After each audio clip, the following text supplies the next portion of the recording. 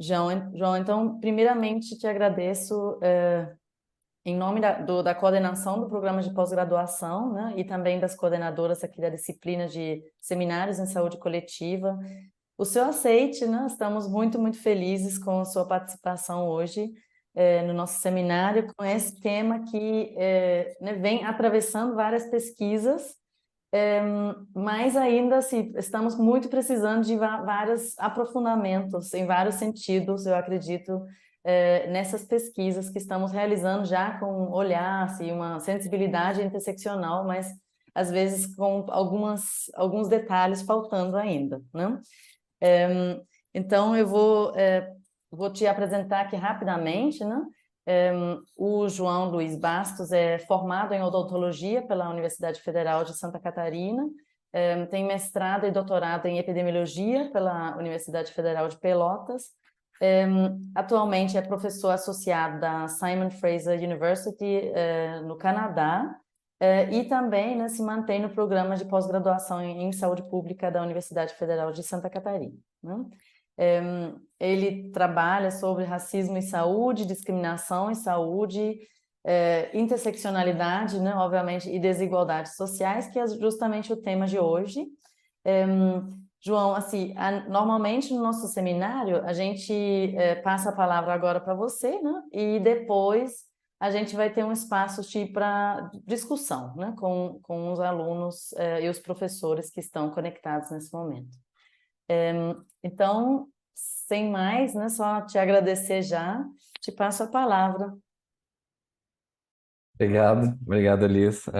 Obrigado, pessoal, pela oportunidade de estar conversando com vocês sobre esses assuntos tão importantes e cada vez mais importantes, na verdade, né? Eu talvez vá frustrar algumas expectativas aqui sobre o conteúdo, né, da apresentação, porque tenho a minha formação em epidemiologia e poderia falar de técnicas e métodos para a gente executar um estudo interseccional sobre iniquidades em saúde, mas eu não vou abordar, eu não vou fazer um enfoque metodológico, tá? Eu acho que o método sempre está a serviço de alguma pergunta de pesquisa, e eu acho que a pergunta de pesquisa é que faz do estudo ser interseccional ou não. Então, o enfoque da minha fala é mais sobre os pressupostos da interseccionalidade e alguns exemplos de estudos que eu participei ou que eu conduzi, em que eu procurei, né, desenvolver uma pesquisa sobre iniquidades em saúde com uma perspectiva, adotando uma perspectiva interseccional. Não quero ser pretensioso com isso, foi um esforço, né, que eu fiz com outros colegas, mas não sei, vocês podem julgar e depois me dizer se a pesquisa que eu apresentar aqui para vocês tem, né, umas pitadas de interseccionalidade ou não, tá? Mas é isso, eu queria só fazer essa ressalva inicial e dizer para vocês, né, de que o enfoque é mais nos pressupostos da interseccionalidade, na importância da pergunta de pesquisa, quando a gente vai desenvolver uma pesquisa com perspectiva interseccional.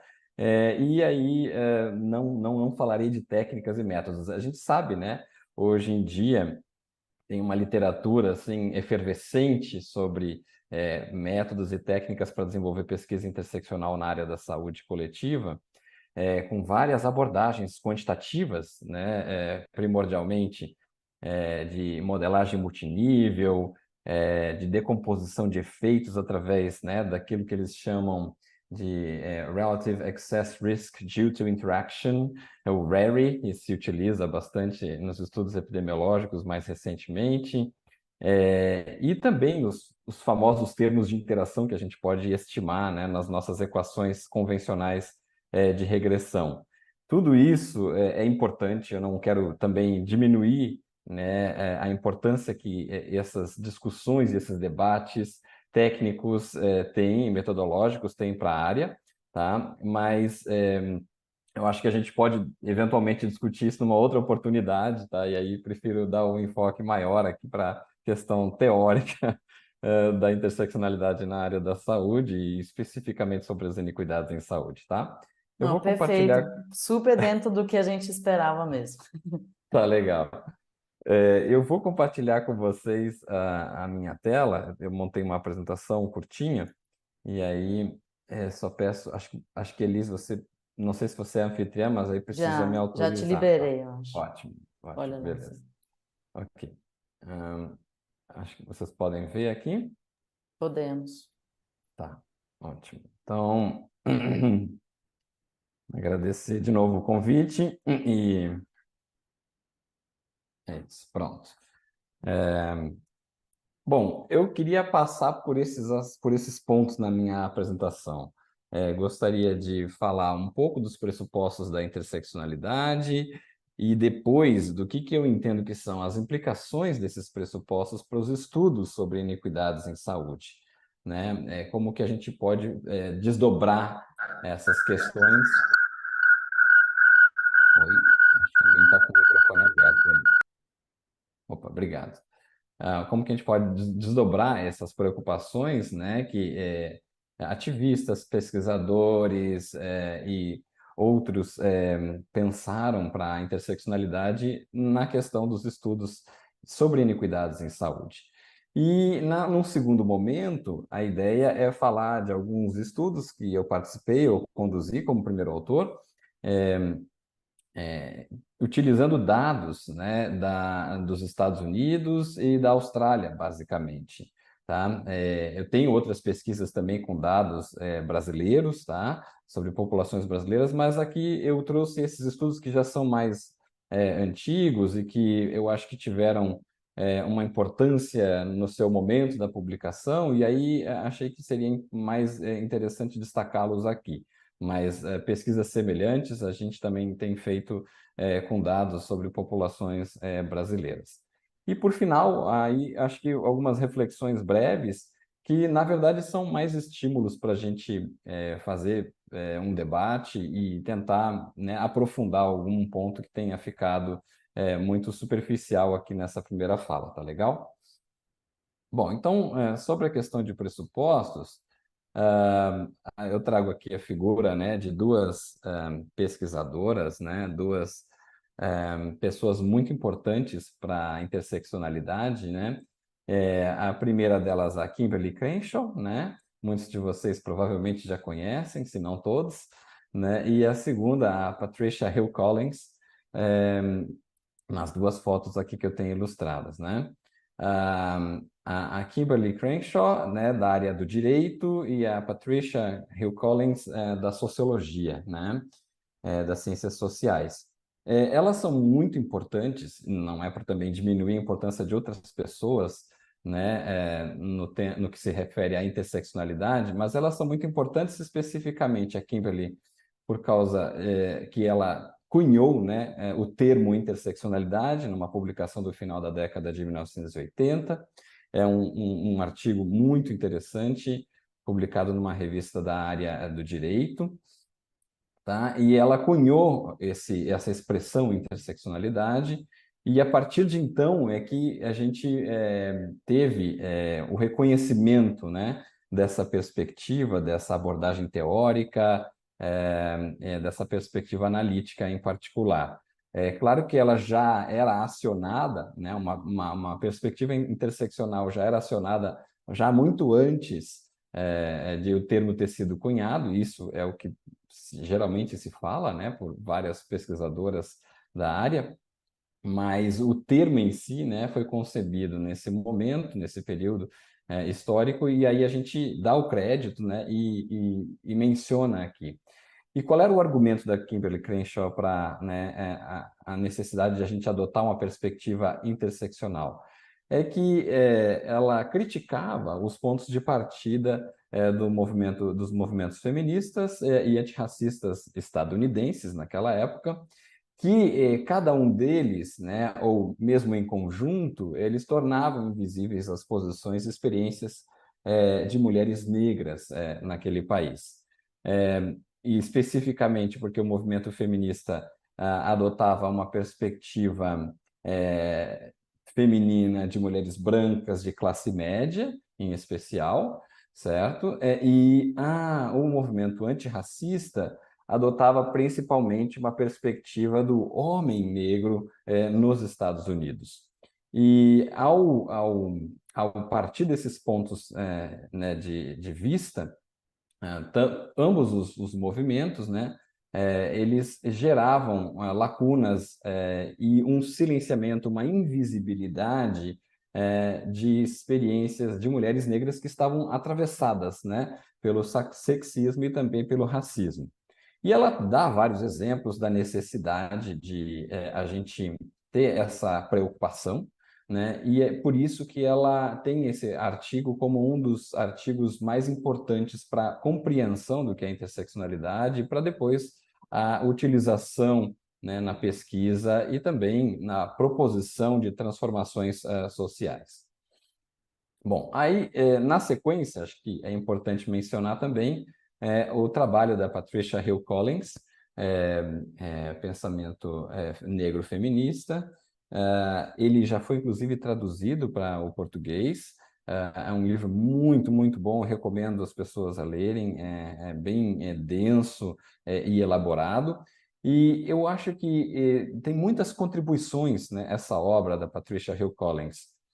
Mas, em particular, eu destacaria, né, o conceito de matriz de dominação, que ela elabora, ela começa a elaborar, né, nesse livro, depois ela segue em outras publicações refinando mais, né, o conceito de matriz de dominação.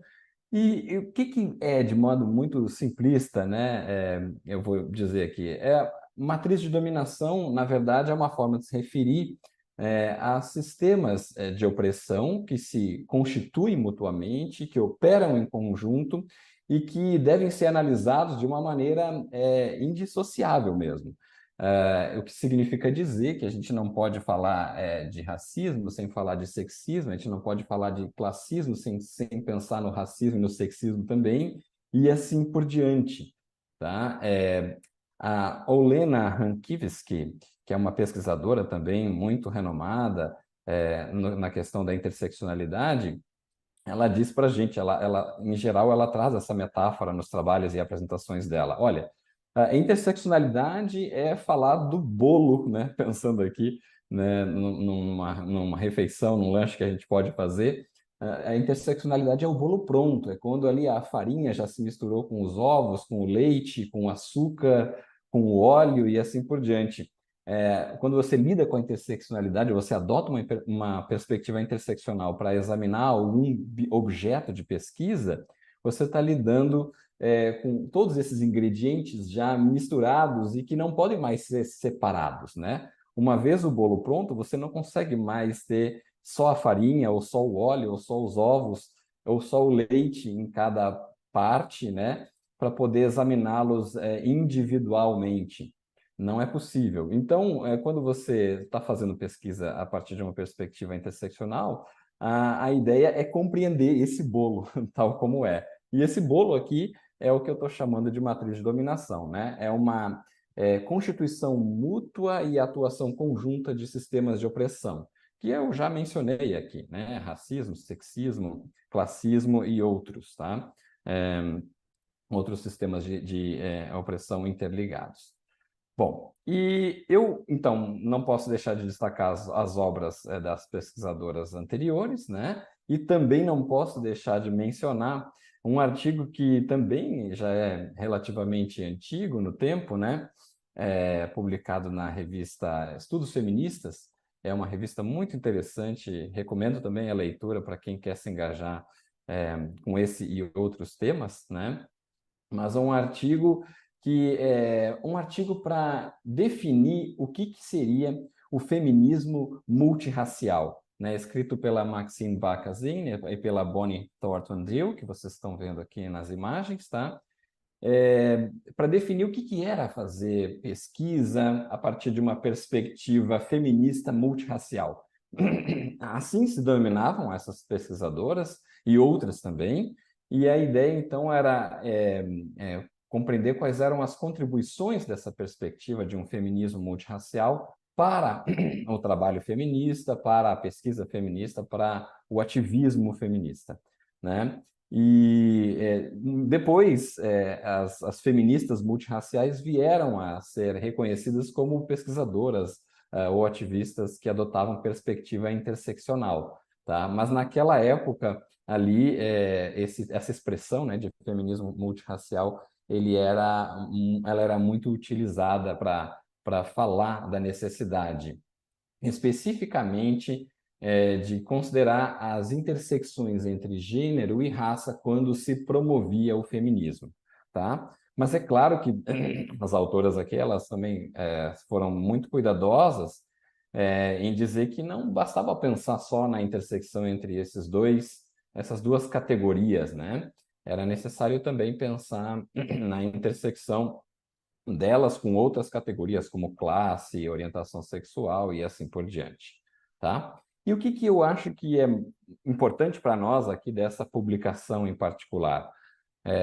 São os pressupostos, né, do feminismo multirracial que são articulados na publicação. E eu trouxe aqui para vocês rapidamente os pressupostos, não substitui a leitura, mas serve para a gente, né, estimular o debate aqui enumerados. Gênero, raça e classe operam como um sistema de desigualdades entrelaçadas, né? Esse termo, né, entrelaçado, é muito utilizado já pela Patricia Hill Collins, que é o interlocking, né? Então, quem usa a perspectiva interseccional procura acionar essa expressão para compreender os seus objetos de investigação, né? A outra questão é que o entrelaçamento se dá em todos os níveis da vida social. Então, a gente pensa, né, na confluência desses sistemas de opressão, desde o nível individual até um nível mais macroestrutural, tá? Não pode se esquecer disso. E, além disso, né, nesse segundo pressuposto ainda, de que a gente precisa estar a todo momento na pesquisa interseccional, na pesquisa que segue uma perspectiva interseccional, estabelecendo os vínculos entre o micro e o macro, tá? Isso é muito importante, segundo essas autoras aqui. Terceiro, poder é uma categoria analítica fundamental. Então, você pode até fazer né, um teste, né, nos trabalhos de natureza interseccional, utiliza o recurso, né, do Ctrl F no computador para localizar palavras específicas e procura power ou poder. Tá? Você vai ver, né, nos trabalhos que seguem a perspectiva interseccional que poder é um termo recorrente ao longo do texto. E é necessário que seja. Então, essa abordagem ela dá uma centralidade para o conceito de poder, para entender que é através do exercício do poder que a gente gera, né, as injustiças sociais e que, então, a questão, muitas vezes, se dá através de uma distribuição mais democrática, mais igualitária do poder entre as diversas pessoas e categorias ou grupos sociais. Tá? Então, e com esse pressuposto, eu queria dizer para vocês que eu acho que talvez a característica mais definidora do que é um estudo interseccional é é o seu enfoque sobre o poder e a sua intenção de promover uma transformação social, uma transformação nessa distribuição desigual e injusta de poder nas sociedades, né? Então, eu acho que se você está pensando, quero fazer um estudo de natureza interseccional, eu acho que esse é o ponto de partida. Muito mais do que pensar, né, que você deve utilizar uma técnica ou uma abordagem metodológica X, Y ou Z. Não é necessariamente isso que faz do estudo ser aderente à perspectiva interseccional. Uma outra questão muito importante de pressuposto da abordagem interseccional é que tanto estrutura social quanto agência merecem atenção. E aqui eu queria chamar a atenção especificamente para o conceito de agência, tá? Que a pesquisa interseccional, especialmente quando a gente pensa nas iniquidades em saúde, está muito focada, né, na vulnerabilidade e nas dificuldades enfrentadas por diferentes segmentos da população, tá? E tem pouca pesquisa interseccional na área da saúde falando de agência e desenvolvendo a questão da agência de um ponto de vista teórico e empírico, tá? E agência o que que é, né? É o que está ali muito sinteticamente colocado para vocês. A agência é a capacidade de fazer escolhas, de exercer livre-arbítrio, né? E de alcançar objetivos, tá? Então, acho que a pesquisa interseccional deve se preocupar com essas duas questões, né? Tanto a estrutura social, que se refere aos padrões de relações e instituições de uma sociedade, quanto a agência, que se refere àquilo que eu mencionei agora, de capacidade de fazer escolhas, de alcançar objetivos e exercer livre-arbítrio, tá? Bom, o quinto ponto, e aí coerente com o que eu já estou falando desde da minha primeira ressalva na abertura da apresentação, é de que a gente pode adotar múltiplas abordagens metodológicas e ferramentas teóricas para desenvolver uma pesquisa sob uma perspectiva interseccional. Não é uma questão, então, que você esgota na escolha, né, de uma abordagem metodológica ou de uma técnica específica, tá?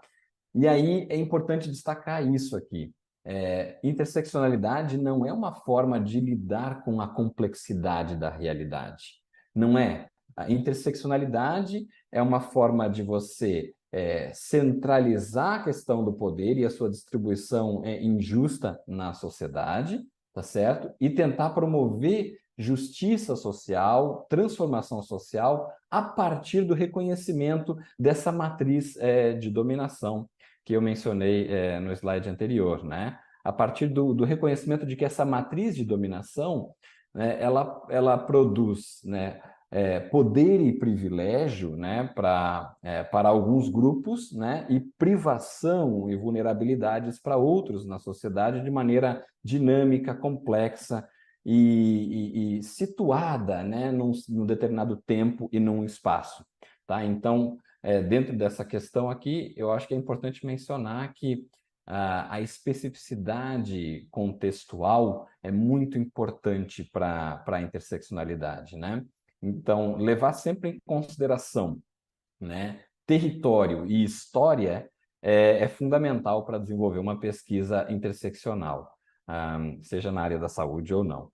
E, por último, né, acho que uma questão importante é que existe muita diversidade e heterogeneidade interna aos grupos sociais, né? Quando a gente fala de homens, de mulheres, quando a gente fala de negros, de brancos, quando a gente fala de população rica, população pobre e assim por diante, né? É importante reconhecer que existe algo que conecta esses grupos, né? Algo de comum, mas que também existe muita diversidade e conflito interno a esses grupos. Tá? Então, é importante evitar tratar essas categorias de maneira monolítica, tá? Como se houvesse uma homogeneidade interna a elas. É importante sempre estar atento para isso, e esse é um desafio, especialmente quando se faz pesquisa quantitativa sob uma perspectiva interseccional, porque na análise quantitativa, que se vale, né, de estratégias estatísticas, né, em geral, a gente trata os grupos, né, por pressuposto, como internamente homogêneos, né? Então, evitar isso, né, e trazer luz para essa diversidade interna aos grupos é importante, mesmo que seja somente do ponto de vista analítico, que você não disponha, né, de ferramentas e de técnicas estatísticas para examinar essa diversidade interna aos grupos. Pelo menos do ponto de vista da interpretação do resultado, da análise dos resultados, você não pode deixar de reconhecer essa heterogeneidade e esses conflitos internos aos grupos sociais examinados, tá? E para fechar, né, essa sessão da minha apresentação, né, sobre pressupostos da interseccionalidade e o que faz de um estudo interseccional, seja ele na área da saúde ou não, eu gostaria de mencionar esse artigo, um artigo relativamente mais recente, né, do que os outros que eu mencionei, as outras publicações, né, estava falando lá de 1989, 1990, 1996, esse já é mais recente, de 2019, né, da Carla Rice, da Elizabeth Harrison e da May Friedman, tá? Sobre o que é importante e a gente não pode abrir mão quando vai desenvolver uma pesquisa sobre uma perspectiva interseccional, tá? E primeiro, e isso atravessa toda essa publicação aqui que eu estou mostrando para vocês. A pesquisa interseccional tem compromisso com a transformação radical da sociedade. Ou seja, o estudo interseccional ele tem que nos dar elementos teóricos ou empíricos para que a gente possa promover essa transformação radical da sociedade. E a transformação é basicamente aquela que eu estava mencionando antes, de uma redistribuição do poder e dos recursos disponíveis na sociedade, de modo que eles possam ser mais democraticamente disponibilizados para todos os segmentos da população. Poder e recursos, tá? Então, acho que isso é fundamental. E eu não estou dizendo aqui que o poder só tem uma faceta ruim, né? Que só tem consequências negativas, né? Não, poder é importante e necessário, né? Em muitas circunstâncias da nossa vida. Eu estou falando da distribuição injusta de poder e do uso do poder para finalidades que são execráveis, né? Então, eu não estou falando disso. Né, um simples exemplo assim que eu posso dar, né? Alguém que se forma, por exemplo, em medicina, é atribuído de certos poderes na sociedade para exercer a sua profissão, né? A pessoa que se forma em medicina tem o direito, né, de receber um paciente, de avaliar o paciente, propor um tratamento, acompanhar esse paciente ao longo do curso, né, da sua enfermidade. Isso é um poder que o profissional de saúde, o médico, tem, tá? Mas não é dessa faceta do poder que eu estou falando, né? Eu digo do poder para influenciar a vida das outras pessoas, especialmente a partir de justificativas que não são eticamente sustentadas, né? Eu não posso influenciar a vida das pessoas em função de elas pertencerem a algum grupo social em particular, né? Isso não tem sustentação ética e é o uso de poder de uma forma injusta, né, e inaceitável, tá? Então, quando isso acontece, é sobre isso que a gente deve atuar e é através da transformação e da reversão desse quadro de uso inadequado e injustificado do poder que a gente está se referindo quando faz pesquisa interseccional. A gente não fala, isso é o segundo ponto aqui, né, da publicação dessas autoras, a gente não fala especificamente ou exclusivamente de raça e gênero quando está tratando de pesquisa interseccional, né? A gente vai falar de poder, e aí, dependendo do contexto social e histórico que a gente está analisando, aí as categorias que a gente vai utilizar são aquelas que são pertinentes para entender essa realidade, né? Então, pode ser que em alguma condição em algum espaço-tempo específico, raça e gênero sejam relevantes, e a gente precisa, então, acionar essas categorias para entender o que se passa com o nosso objeto de pesquisa, e pode ser que em outro espaço-tempo específico não seja raça e gênero, mas seja raça e classe, ou raça, classe e gênero simultaneamente, né? Então, essas especificidades, elas são completamente possíveis, tá? E não deve se ater exclusivamente à intersecção entre alguns tipos já pré-estabelecidos de categorias de análise, tá? E outra questão que é importante, né, para essas autoras, e com a qual eu concordo, é que os trabalhos interseccionais eles devem expor identidades, subjetividades, estruturas e processos como verdades funcionais, né? São questões importantes, né, para a pesquisa interseccional e que, segundo as autoras, quando a gente consegue se aproximar, né, desses três pontos aqui, a gente estaria mais provavelmente conduzindo uma pesquisa interseccional. Bom, o que seria de implicações, assim, o que eu vejo, né, que são implicações importantes desses pressupostos para a pesquisa sobre iniquidades em saúde? Pesquisas sejam qualitativas ou quantitativas ou mistas, né, sobre iniquidades em saúde. Primeiro, tá? Raça, gênero, classe e outras categorias são muito além do que apenas características individuais e supostamente fixas, tá? Muitas vezes os autores não explicitam isso, né? Não explicitam esse entendimento dessas categorias, mas o subtexto, né? O pressuposto subjacente é de que são, né, raça, gênero, classe, por exemplo, são características dos indivíduos, tá? Eu acho que quando a gente adota uma perspectiva interseccional, mas não só, tá? A gente tem que extrapolar essa visão, tá? E entender raça, gênero, classe, sexualidade como características variáveis, como atributos que refletem, na verdade, processos sociais muito mais amplos, como colonialismo, sexismo, classismo, racismo, neoliberalismo, tá? Então, o esforço de uma pesquisa sob uma perspectiva interseccional é entender, né, o quanto que essas características supostamente individuais refletem esses processos e articular, então, esses processos com essas aferições que a gente faz nos nossos estudos, né? Que a gente, no final das contas, faz essas aferições, né?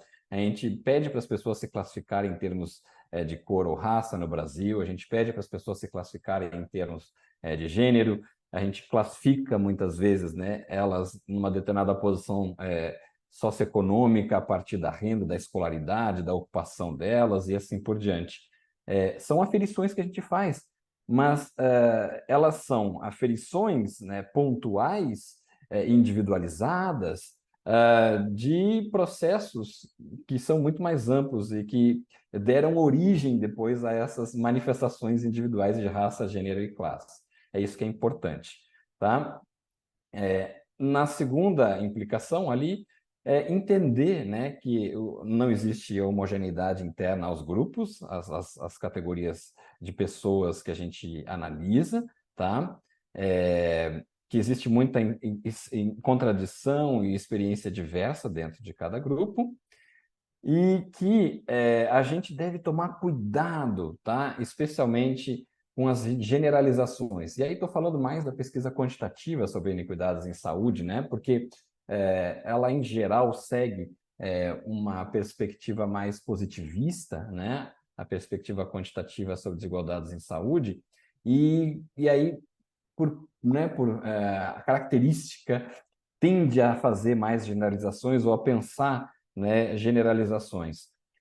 Isso é algo que a gente tem que se preocupar um pouco e tentar situar mais no tempo e no espaço os achados do nosso trabalho, para entendê-lo a partir daí, e não tentar transformar num resultado universal e assim por diante, tá?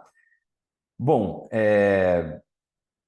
entender, e a outra implicação é que as diferenças de poder que a gente estava mencionando até há pouco, elas é que subjazem as iniquidades em saúde, tá? Então, que quando a gente vai fazer um trabalho sobre iniquidade em saúde, o que a gente deve proporcionar ao leitor, né, ou a quem tiver acesso, né, ao trabalho de diferentes maneiras, não só através, né, do texto escrito, o que a gente deve proporcionar, né, às pessoas que têm acesso e que vão fazer o uso da informação que a gente está produzindo, deve proporcionar elementos para que a gente possa questionar a distribuição injusta e desigual de poder e recursos na sociedade, e deve dar elementos para que a gente possa reverter esse quadro, tá, de uma forma inclusiva e abrangente. E aí, para ser inclusiva e abrangente, eu acho que uma boa estratégia é recorrer ao conceito de matriz de dominação, porque assim a gente contempla, né, a complexidade dos processos de acumulação de poder, né, recursos e capital nas sociedades. Tá bem? Bom, e aí, muito rapidamente, gente, vamos fazer um pouco de, né, autopromoção aqui, mas muito rapidamente falar de alguns trabalhos e como que eu tentei nos últimos anos seguir um pouco disso e aprender um pouco com a perspectiva interseccional na área das iniquidades em saúde. Como a Elis falou, né, eu sou epidemiologista de formação, no mestrado e doutorado, então sou mais afeito, né, a estudos quantitativos, tendo a realizar essas análises, né, com modelos estatísticos e etc. E aí os meus trabalhos, então, seguem essa tradição, né, quantitativa na pesquisa sobre iniquidades em saúde. Então, isso é uma ressalva que eu faço, mas é importante reconhecer, tá, que a pesquisa interseccional sobre iniquidades em saúde pode se fazer de outras maneiras também, tá? Isso aqui não é uma prescrição de modo algum para a gente aqui, tá? Então, o primeiro artigo que eu queria destacar era um artigo que eu escrevi já há algum tempo com a socióloga Catherine Harnois. A gente utilizou dados da pesquisa General Social Survey dos Estados Unidos, é uma pesquisa de opinião que já acontece desde a década de 70 no país, e ela envolve a cada ano, a cada 2 anos, eu acho que ela é a cada 2 anos, se eu não me engano, fazer uma série de perguntas para uma amostra representativa da população estadunidense sobre várias questões, tá? Desde de preconceito racial a condições de trabalho, questões de saúde, etc.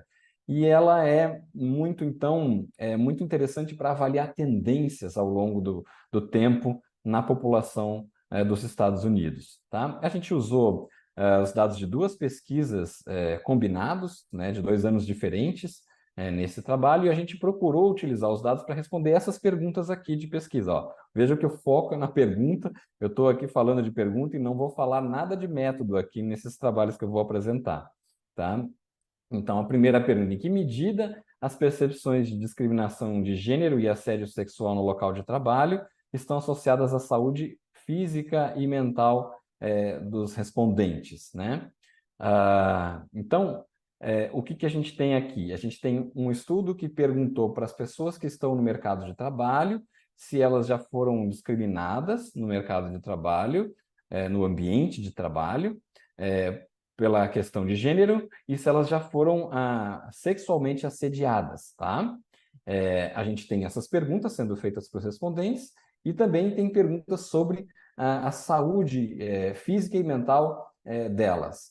E aí a pergunta é basicamente assim: nos últimos 30 dias, quantos desses 30 dias você teve uma condição ruim de saúde física ou uma condição ruim de saúde mental?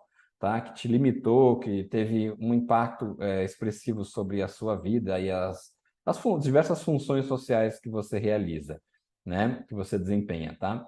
Então, a gente procurou examinar se essa percepção de discriminação no ambiente de trabalho ou se esse relato de assédio no ambiente de trabalho tem um impacto sobre a saúde física e mental nesses últimos 30 dias do respondente, tá? E por que discriminação, né? Porque discriminação, né, que é o tratamento injusto das pessoas, e ele é injusto porque ele se baseia, né, no pertencimento das pessoas a determinados grupos sociais, tá? É um tratamento diferencial e injusto das pessoas. Essa discriminação, ela se dá quando existe diferença de poder, tá certo?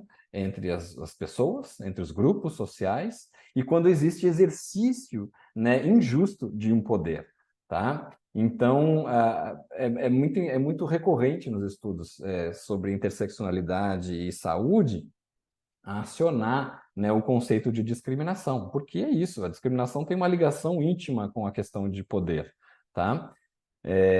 Então, a primeira pergunta, ela tem essa base, essa fundamentação, né? A segunda é como múltiplas formas de maus tratos no local de trabalho, por exemplo, racismo, etarismo e sexismo, se combinam para moldar a saúde autorrelatada dos trabalhadores.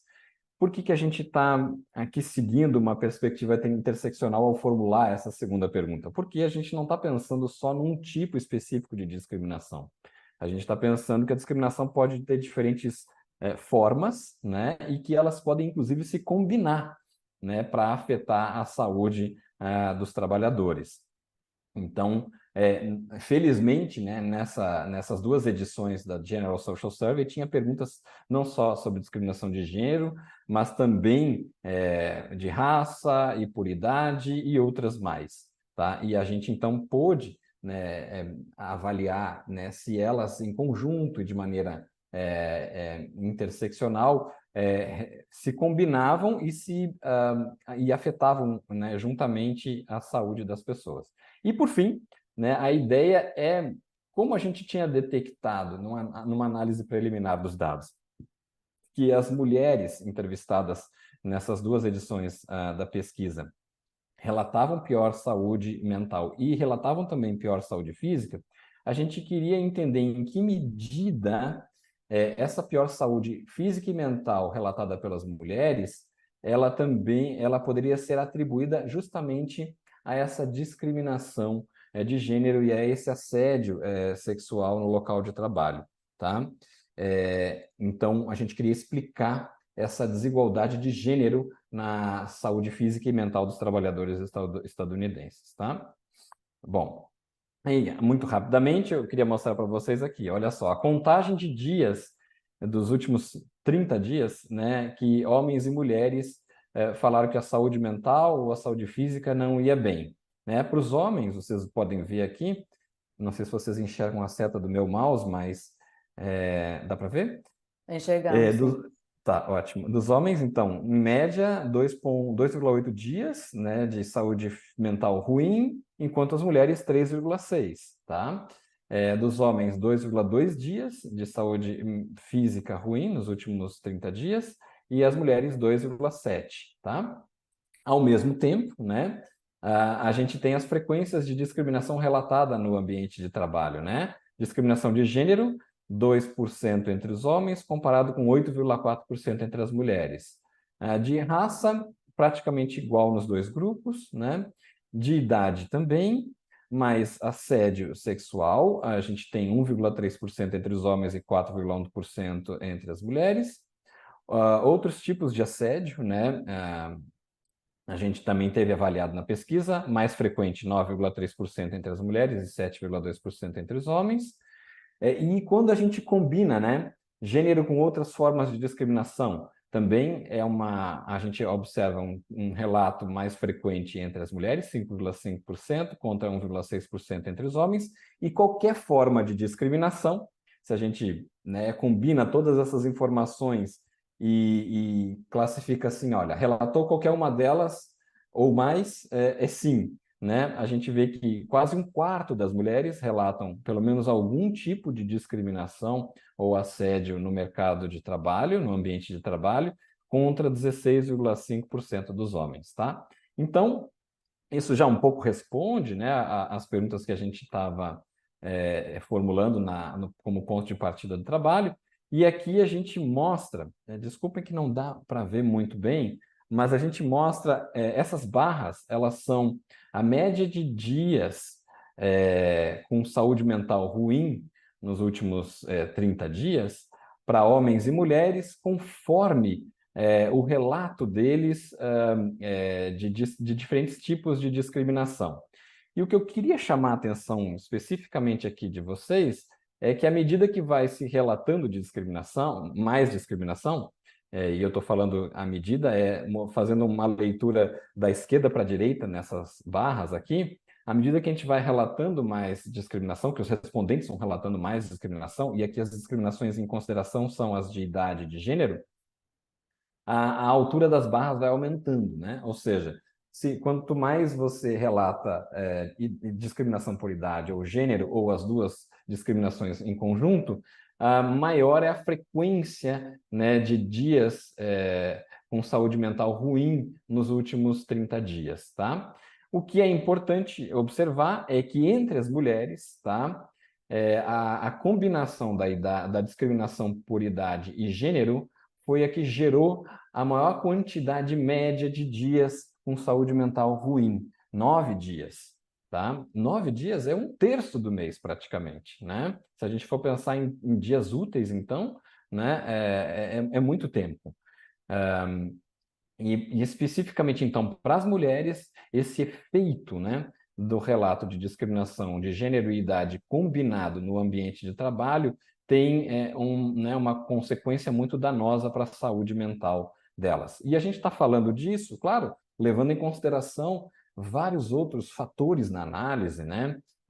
como idade, renda familiar, e outras questões, tá? Então, é uma análise que permite falar com um certo rigor, né, que esse relato de discriminação por idade e gênero, ele tem um impacto na saúde mental de homens e mulheres, mas mais pronunciado para as mulheres aqui.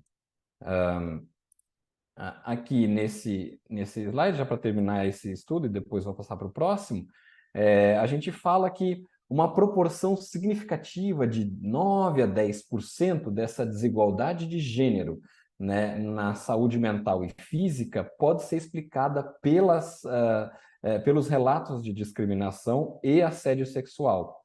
Então, vejam, pode parecer pouco, né? Mas não é, porque a gente está falando de medida de discriminação de gênero, de raça e de idade, por exemplo, e de medida de assédio sexual, que foram todas aferidas com apenas uma pergunta e que se referem só à discriminação no ambiente de trabalho, tá? Para a população economicamente ativa dos Estados Unidos. Então, vocês podem imaginar que, é claro que a discriminação e o assédio não permeiam só o ambiente de trabalho, né? Eles também estão presentes em outros domínios da vida das pessoas. Mas só a discriminação e o assédio que estão no mercado de trabalho já tem uma importância muito grande para esse excesso, né, de saúde mental e física pioradas observado entre as mulheres, tá? Então, basicamente, a nossa discussão aqui é de que, enquanto algumas pessoas podem entender que essa fatia da desigualdade é pequena, quando atribuída à discriminação e ao assédio, na verdade, ela é muito expressiva, tá? É essa interpretação que a gente procura dar aqui. Bom, num outro trabalho, comigo, com a Catherine e com o Ian Paredes, mas aí utilizando dados australianos, a gente procurou testar as seguintes hipóteses. Ainda na perspectiva, né, de perseguir uma análise interseccional, né? A gente testou a hipótese de que a discriminação, o relato de discriminação racial estaria associado com uma percepção de barreiras no acesso aos cuidados em saúde, tá? Por que a gente pensa isso? Porque a gente entende que quando a pessoa percebe discriminação racial contra si ou contra o seu grupo, em diferentes domínios, né, da vida, ela pode se sentir desestimulada a procurar, né, atenção e cuidados médicos, por entender que lá ela também vai ter que enfrentar, né, tratamento discriminatório, tá certo? Isso é uma questão importante, né? E também porque existe mesmo, de fato, muita discriminação que se dá no próprio âmbito dos serviços de saúde contra os usuários e também contra outros atores, né, nesse espaço. Mas a nossa hipótese era de que, basicamente, quem sofre discriminação tem a sua vida de maneira sistemática, né, tem a sua vida limitada em várias dimensões. E uma delas até também a de perceber que os serviços não são receptivos e acolhedores o suficiente para elas, tá? O segundo ponto, a segunda hipótese que a gente queria testar era de que essa percepção, o efeito dessa percepção de discriminação sobre, né, sobre a barreira no acesso aos serviços de saúde, ele seria mais grave, ele seria mais pronunciado entre mulheres, entre minorias sexuais e indivíduos de baixo nível socioeconômico. E o terceiro ponto é que as diferentes discriminações que foram aferidas no contexto dessa pesquisa australiana, que também é uma pesquisa General Social Survey, né, um inquérito populacional, tá? Que as diferentes discriminações aferidas nesse inquérito também, em conjunto, elas diminuiriam a chance da pessoa procurar os serviços de saúde, ou melhor, aumentaria a chance de a pessoa perceber que existem barreiras para acessar os serviços de saúde. Em geral, os serviços específicos, tá? Aqui a gente mostra, né, nessa primeira tabela, a amostra como um todo, na primeira coluna, e depois os subgrupos de interesse do estudo, né, minorias sexuais e de gênero, minorias sexuais, perdão, de gênero aqui, e pessoas de menor nível socioeconômico, pessoas que têm apoio do governo para, tipo, recebem benefícios, né, de políticas assistenciais do governo, e etc. E o que eu quero falar rapidamente aqui, sem dar muito destaque aos números em si, é que, em geral, né, os grupos que a gente avaliou aqui, eles tendem a relatar, né, mais discriminação. Alguns relatam um tipo específico de discriminação com mais frequência, outros, tá? Mas, em geral, essa frequência de discriminação percebida é maior nos grupos que a gente avaliou, comparado com a amostra como um todo, tá? As frequências tendem a ser mais elevadas. Aí nessa tabela, é uma das várias tabelas, né, da pesquisa, a gente mostra, né, o quanto que a percepção de discriminação racial está relacionada com a percepção de barreiras no acesso aos serviços de saúde em geral, mas também ao acesso de serviços de saúde específicos, como hospitais, serviços de saúde mental, serviços para pessoas com algum tipo de incapacidade, de limitação, né? E até para serviços médicos especificamente, tá? A gente mostra que perceber discriminação racial está associada com perceber também barreiras no acesso a esses serviços, e a gente mostra nessa outra tabela aqui que isso é mais evidente ainda quando a gente avalia a discriminação de modo genérico, né? Ou seja, considerando que ela pode ter diferentes motivações ao mesmo tempo. Ou seja, quando a gente fala de discriminação sem especificar a de raça, ou a de classe, ou a de gênero, essa percepção conjunta de vários tipos de discriminação, ela sim é um preditor consistente de percepção na barreira ao acesso aos serviços de saúde, tanto o geral quanto os específicos que a gente examinou no estudo. Tá? Então, a gente está falando aqui de que, pelo menos do ponto de vista simbólico, né, a pessoa se perceber discriminada limita o acesso que ela vai ter e o uso que ela vai fazer dos serviços de saúde. Pelo menos, mas é claro que muito frequentemente isso se materializa também, né, numa dificuldade de procurar o serviço, exatamente, numa barreira para procurar o serviço, tá? Bom, e por último, para não tomar demais o tempo aqui, a gente poder conversar mais também, esses dois trabalhos que examinaram em que medida medidas de racismo, sexismo e desigualdade de renda feitas em níveis mais amplos e não a partir do que os respondentes do estudo podem nos informar, medidas de racismo, sexismo e desigualdade de renda no nível dos estados norte-americanos podem explicar desigualdade racial na perda completa dos dentes, tá? Dos dentes naturais das pessoas, tá?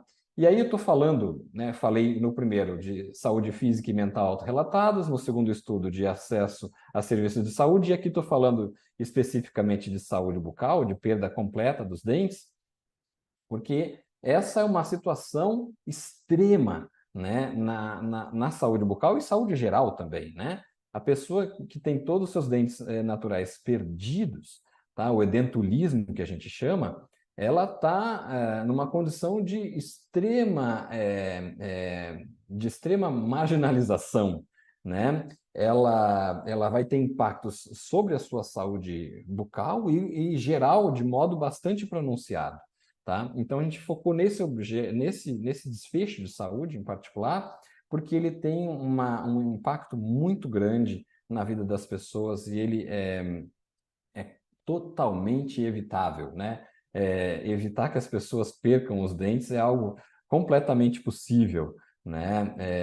Dado o nosso conhecimento e a nossa capacidade de intervenção e atuação sobre a questão. Que perguntas a gente quis responder? A gente primeiro queria saber, bom, tem injustiça racial na perda completa dos dentes nos Estados Unidos? Bom, não preciso fazer muito esforço para responder isso. A gente nem precisava desse estudo para chegar a essa conclusão, porque a literatura já é muito farta em mostrar que essa iniquidade racial existe, né? Ela não só existe, como ela é persistente ao longo do tempo e em diferentes cenários, mesmo só dos Estados Unidos, quiçá mundo afora, né? A segunda pergunta de pesquisa que a gente quis responder era é, é, se o racismo, o sexismo e a desigualdade de renda no nível dos estados explica a desigualdade racial. Ou seja, será que os estados que são caracterizados com maior nível de racismo, de sexismo e de desigualdade de renda são justamente aqueles estados que apresentam mais desigualdade racial na perda dentária completa?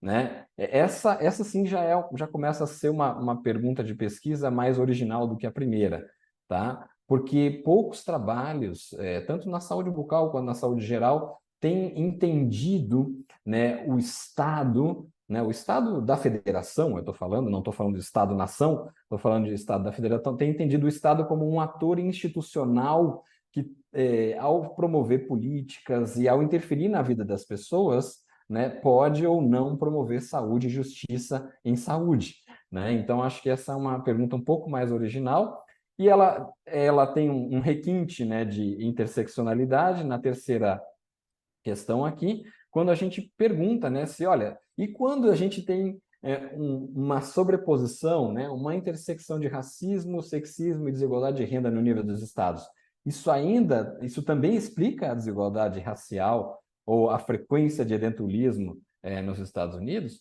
Então, é por aí que a gente quis fazer e utilizando medidas desses fenômenos, né, desses componentes da matriz de dominação, que não eram mais feitas a partir dos indivíduos, e sim a partir do nível de análise dos estados da Federação dos Estados Unidos, tá? E como é que se fez essas medidas, né? Isso não fui eu que fiz, né? Foi uma socióloga, a Patricia Holman. Ela utilizou uma série de indicadores para os estados norte-americanos para, por exemplo, avaliar racismo estrutural. Quais eram? Vou dar alguns exemplos. Os indicadores eram a percentual da população nos estados encarcerada conforme raça, né? Então, você tem mais racismo estrutural naquele estado se a população negra ela está numa proporção de encarceramento muito maior do que o que existe na população geral do estado, tá? Isso foi um indicador, mas ela utilizou 8 indicadores de injustiça racial no nível dos estados para dizer que o estado ou os estados norte-americanos eles eram mais ou menos racistas, né? Outro indicador era a desigualdade de renda entre brancos e negros no mercado de trabalho para os estados, tá? Outro indicador, para falar 3 exemplos aqui, dessa medida de racismo estrutural para os Estados Unidos, foi a representação da população negra em cargos políticos nos estados norte-americanos, tá? Então, quanto menos representado estava a população negra naquele estado, referente ao quanto de população negra existia na população do estado, mais racismo estrutural se identificou para aquele estado, se interpretou para aquele estado. E medidas semelhantes em relação à desigualdade de gênero foram também consideradas na construção de uma medida de sexismo estrutural para os estados, tá? Já a parte da renda, a renda foi mais aferida através da desigualdade de renda a partir do indicador muito utilizado na economia, que é o coeficiente de Gini. É um indicador que vai de 0 a 1, tá? E quanto mais alto o valor dele, maior é a desigualdade de renda entre as pessoas da população, tá? No sentido de que se for 1, né, esse indicador de Gini, um coeficiente, significa que uma única pessoa detém toda a renda da população, tá certo? Então, pior, né, essa desigualdade de renda em questão. Bom, e aí a gente tem o que aqui nesses mapas, né, que a gente desenhou? A gente tem, no canto superior esquerdo, né, a frequência de racismo estrutural para os estados norte-americanos. Quanto mais escura a cor do vermelho, mais racista é o estado, segundo a medida, né?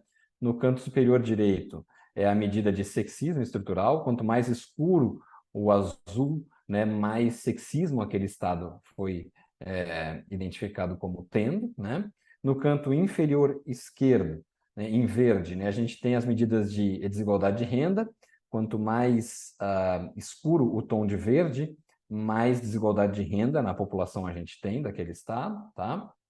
E no canto inferior direito, em laranja, a gente tem a magnitude da desigualdade racial na perda dentária completa. Então, os estados mais de laranja mais intenso, perdão, eles são os estados em que existe uma distância maior na frequência de perda dentária completa de negros comparados contra brancos, tá?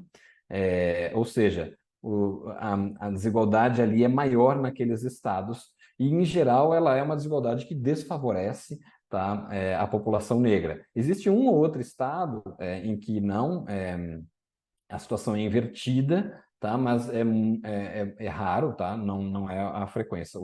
Dos 50 estados norte-americanos, se eu não me engano, 44, 45, a desigualdade desfavorece a população negra residente nele, tá? Residente neles. Bom, aqui a gente tem, então, algumas figurinhas que mostram a relação da desigualdade racial no edentulismo conforme os níveis de racismo estrutural. Cada barrinha mostra para a gente a frequência de edentulismo na população branca ou na população negra, certo? E cada par de barrinhas, né, seja as barrinhas brancas, cinzas, achuradas e as pretas, cada par de barrinhas está se referindo a um grupo de estados conforme o seu nível de racismo estrutural. E aí eu queria que vocês observassem dois resultados importantes em relação a essas barrinhas.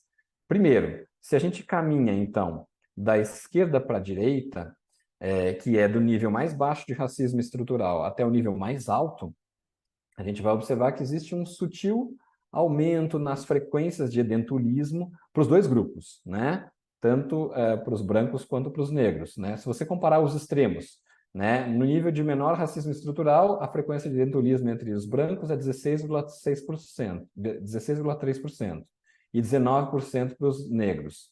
Já no maior nível de maior racismo estrutural, as barrinhas pretas à direita de vocês, o nível de edentulismo entre os brancos é 18,4% contra os 16 que eu tinha falado, né? E entre os brancos entre os negros, perdão, é de 22,1%, tá? Ou seja, para os dois grupos aumentou, mas não aumentou só para os dois grupos. É também observado aqui uma desigualdade sutilmente maior na prevalência de edentulismo entre brancos e negros nos estados de maior racismo estrutural do que nos estados de menor nível de racismo estrutural, tá? Vou pegar os mesmos exemplos extremos para a gente comparar. Ó, de 16,3% entre os brancos contra 19% entre os negros nos estados de menor nível de racismo estrutural, a distância é de 2,7 pontos percentuais, né? 2,7 pontos percentuais, certo? E a distância entre brancos e negros nos estados de maior nível de racismo estrutural é maior, ela é de quase 4 pontos percentuais, né? Então, algo que era da ordem de 2, alguma coisa pontos percentuais de desigualdade, passa para quase 4 nos estados de maior nível de racismo estrutural. Isso só olhando em relação ao racismo estrutural.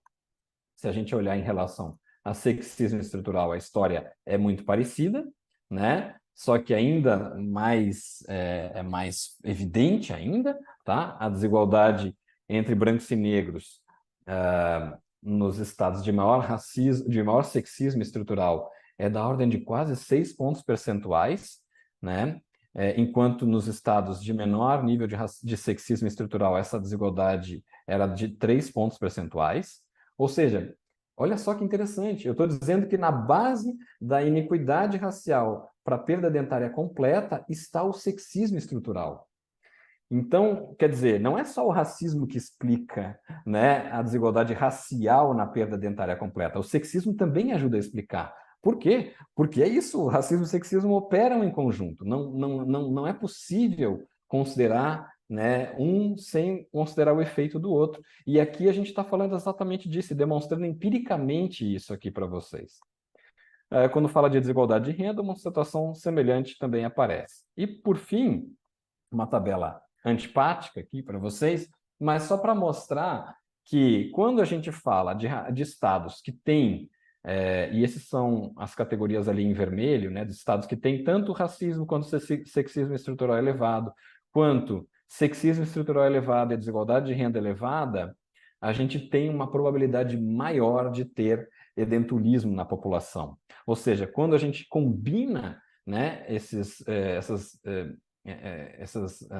esses sistemas de opressão, eles em conjunto, eles produzem frequências mais elevadas de edentulismo na população, tá? É claro que aqui a gente não está explorando os mecanismos através dos quais esse maior sexismo, esse maior racismo e essa maior desigualdade de renda levam a uma maior perda dentária completa na população. Isso é passível de investigação, sem dúvida, mas eu estou mostrando que existe vínculo entre, né, como o Estado se organiza, tá, e o perfil de saúde da população, tanto em termos gerais, quanto nas suas desigualdades internas e nas comparações entre os grupos internos a essa população. Ou seja, o Estado é um ator institucional extremamente relevante para organizar o quê? Né? Para organizar a distribuição de poder, recursos, saúde, privilégio na população, certo? É isso que a gente está falando, né, subliminarmente aqui com esses resultados.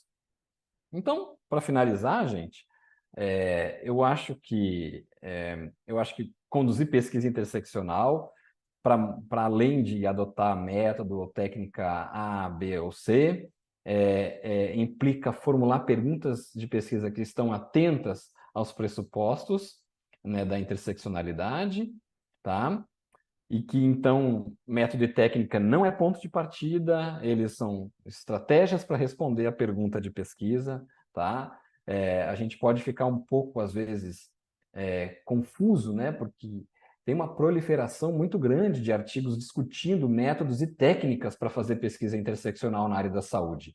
E não quero negar a importância disso, mas a gente vai utilizar esses métodos e essas técnicas a serviço da nossa pergunta. Uma vez a pergunta bem formulada e bem elaborada e socialmente relevante, tendo aquelas questões todas em vista, aí a gente vai atrás de estudar o método A, a técnica B e assim por diante para dar conta de responder com rigor a pergunta, né? Então, é mais ou menos dessa maneira que eu queria colocar, tá? E, por fim, né, saúde não pode ser destacada, né, de processos sociais mais amplos, né, e que estão na base da distribuição injusta de poder e de recursos na sociedade. A gente tem sempre que examinar esses processos nos nossos estudos sobre iniquidades em saúde, tá? E a gente tem que, em última análise, ao fazer pesquisas sobre iniquidades em saúde, a gente tem que promover a democratização de uma vida plena e digna para todas as pessoas, sem exceção, em todos os domínios e todas as dimensões da vida. Tá? Democracia é uma palavra importante, porque democracia tem justamente a ver com isso, né? Com uma distribuição de poder e recursos de uma forma justa, igualitária e equitativa na população. Tá bom? Então, fico com essa provocação inicial e aí a gente segue conversando aqui sobre quaisquer tópicos que vocês acharem importantes, tá legal? Vou parar aqui o compartilhamento.